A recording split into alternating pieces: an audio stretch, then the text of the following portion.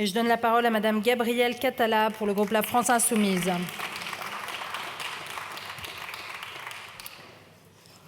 Présidente, ministre, collègues, chaque année le même débat et chaque année les mêmes mensonges et les mêmes absurdités. Vous que l'on présentait comme de bons gestionnaires, dont on vantait le pragmatisme, vous qui nous faisiez des leçons de réalisme économique, vous-même, les petits génies, être en réalité responsables d'un déficit sans précédent. Quel comble quand loge pourtant à l'Élysée un ancien banquier.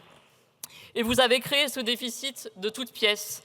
Vous avez privé l'État de plus de 60 milliards de recettes fiscales par an avec la suppression de l'ISF, de la CVAE, l'instauration de la flat tax et la baisse du taux d'impôt sur les sociétés.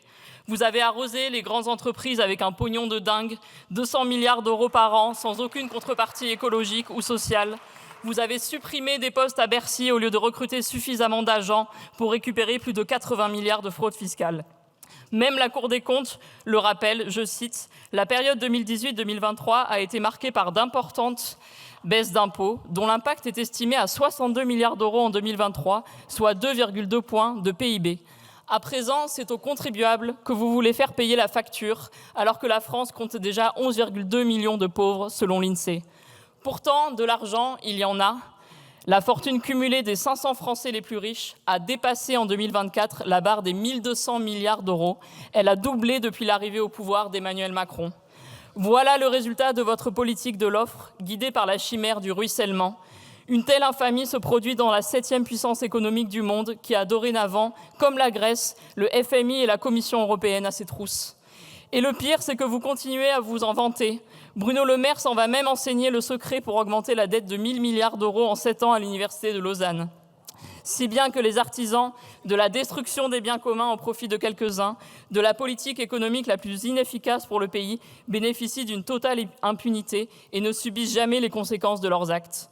Aucun membre de ce gouvernement et ceux qui le soutiennent ne souffrira dans sa dignité, dans sa chair ou dans celle de ses enfants, des 40 milliards de coupes budgétaires sur les services publics, rien que pour l'année 2025, de la hausse de la taxe sur l'électricité et de 15 milliards d'économies sur la sécurité sociale. En effet, peu importe pour les classes dominantes dont vous êtes les commis, les 4000 postes d'enseignants supprimés, leurs enfants sont scolarisés dans les établissements publics parisiens les plus dotés ou à l'école privée. Peu importe les 400 millions d'euros en moins pour le budget des Outre-mer quand on entretient avec ces territoires un rapport uniquement colonial. Peu importe le délabrement de l'hôpital public, les 1500 morts par an qui pourraient être évités dans les services d'urgence, les soignants épuisés au travail et les déserts médicaux lorsqu'on ne fréquente que des cliniques privées. Peu importe les 2 milliards en moins pour le budget de la transition écologique et les conséquences du changement climatique déjà irréversible lorsqu'on se sait appartenir à la première classe et avoir déjà son canot de sauvetage réservé. Peu importe la saignée de 5 milliards d'euros pour les collectivités, quand le destin des habitants des quartiers, de la politique de la ville ou des enfants placés à l'aide sociale à l'enfance vous est étranger. Peu importe les 500 millions d'euros en moins pour la justice, quand on n'aura jamais recours dans sa vie à l'aide juridictionnelle. Peu importe la retraite à 64 ans quand votre rapport à l'existence des caissières, enseignantes, infirmières, aides-soignantes, éboueurs et ouvriers dont le corps ne peut pas tenir jusqu'à 64 ans tient à l'imagination. Dans votre indifférence au sort des plus grands nombres, votre gouvernement de perdants a un allié de taille, l'extrême droite de Madame Le Pen. Comme les macronistes, l'extrême droite ne touche jamais aux plus fortunés, aux patrons des grandes entreprises, car elle en a besoin pour être financée et pour que son racisme soit largement diffusé dans la société. Et cette alliance maquillée en duel depuis 7 ans est apparue au grand jour en commission des finances, où RN et macronistes ont voté ensemble contre le rétablissement de l'impôt de solidarité sur la fortune, puis contre le budget de l'État pour l'année 2025. Un budget d'austérité que le nouveau Front populaire avait transformé en budget de justice sociale. Monsieur Barnier cherchait 60 milliards d'euros, nous les avons trouvés en commission des finances. Taxe sur les bénéfices des multinationales réellement réalisées en France, taxe sur les super-profits et les super-dividendes des grandes entreprises, ou encore augmentation de la taxe GAFAM.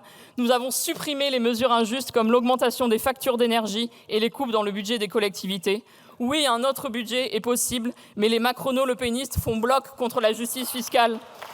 Depuis samedi, vous voilà à diffuser votre propagande habituelle avec la complicité des médias dominants. On vous entend parler de matraquage fiscal et de passage à tabac visant à euthanasier l'économie française, quand même l'OFCE alerte la France sur la récession à venir en cas de vote de votre budget. Collègues, ce gouvernement nous menace de faire passer le budget le plus brutal et le plus austéritaire de l'histoire par 49.3, un budget qui broiera les corps et les vies des plus fragiles. Faisons en sorte que Michel Barnier et ses ministres ne passent pas l'hiver. Merci. Merci beaucoup.